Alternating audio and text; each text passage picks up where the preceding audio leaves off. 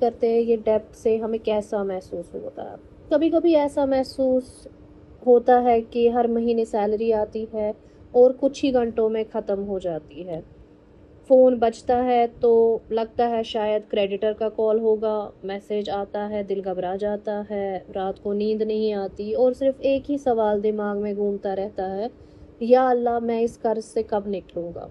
اگر آپ اسی تکلیف سے گزر رہے ہیں تو اس ویڈیو کو آخر تک ضرور دیکھیے، کیونکہ آج ہم بات کریں گے قرآن، سننا اور ایک ایسی دعا کی جو رسول اللہ صلی اللہ علیہ وسلم نے اپنی امت کو سکھائی جب انسان قرض اور پریشانی میں ہو.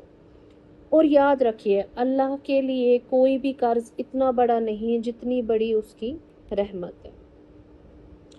تو سب سے پہلے ہم بات کرتے ہیں آج کہ اسلام ڈیپٹ یعنی قرض کو اتنی اہمیت کیوں دیتا ہے. دیکھیے قرض صرف پیسے کا معاملہ نہیں ہوتا، یہ انسان کا سکون چھین لیتا ہے، اس کی عبادت پر اثر ڈالتا ہے، اس کے رشتوں کو کمزور کر دیتا ہے اور کبھی کبھی اس کی صحت تک کو منتصر کر دیتا ہے. اسی لیے رسول اللہ صلی اللہ علیہ وسلم اکثر اللہ سے قرض کے بوجھ سے پناہ مانگا کرتے تھے. ایک حدیث میں آتا ہے کہ نبی صلی اللہ علیہ وسلم نے فرمایا کہ جب آدمی قرض میں ہوتا ہے تو کبھی کبھی وہ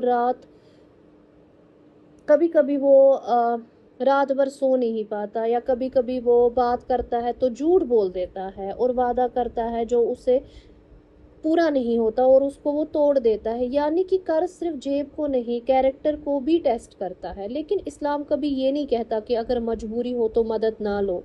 اگر ضرورت ہو حلال طریقے سے قرض لینا جائز ہے، لیکن اسے ادا کرنے کی نیت اور کوشش ہونا ضروری ہے.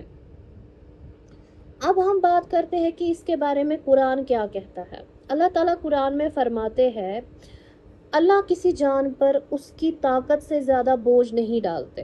یہ سورہ بقرہ 2:286 میں بیان کیا گیا ہے. سوچئے اگر آپ قرض میں ہیں تو اللہ جانتا ہے آپ کی پریشانی، آپ کی بے چینی، آپ کے آنسو، سب اللہ کے علم میں ہے. اور وہی اللہ یہ بھی فرماتا ہے فَإِنَّ الْعُسْرِ يُسْرًا إِنَّ الْعُسْرِ يُسْرًا، بے شک مشکل کے ساتھ آسانی ہے، بے شک مشکل کے ساتھ آسانی ہے. سورہ الشرع.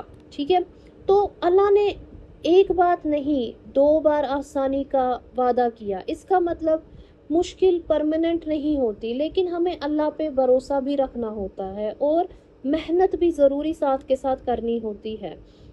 میں آپ کو ایک چھوٹی سی سٹوری بتاتی ہوں کہ کہتے ہیں کہ ایک دن ایک صحابی ابو امامہ رضی اللہ تعالی عنہ بہت پریشان تھے. ان پر قرض تھا، غم تھا، بے چینی تھی. رسول اللہ صلی اللہ علیہ وسلم نے ان سے پوچھا تم مسجد میں اس وقت کیوں بیٹھے ہو؟ تو انہوں نے عرض کیا یا رسول اللہ صلی اللہ علیہ وسلم غم اور قرض نے مجھے گھیر لیا ہے.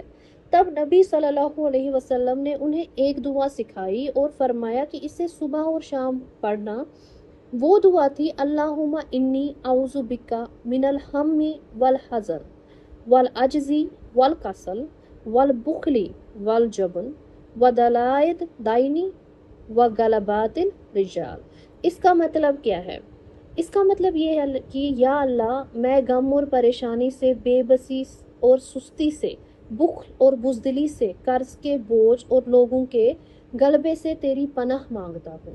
روایت میں آتا ہے کہ جب انہوں نے اس دعا کو اپنی زندگی کا حصہ بنا دیا تو اللہ تعالیٰ نے ان کی پریشانیاں دور کر دی اور ان کا قرض ادا ہونے کے اسباب پیدا فرما دیے.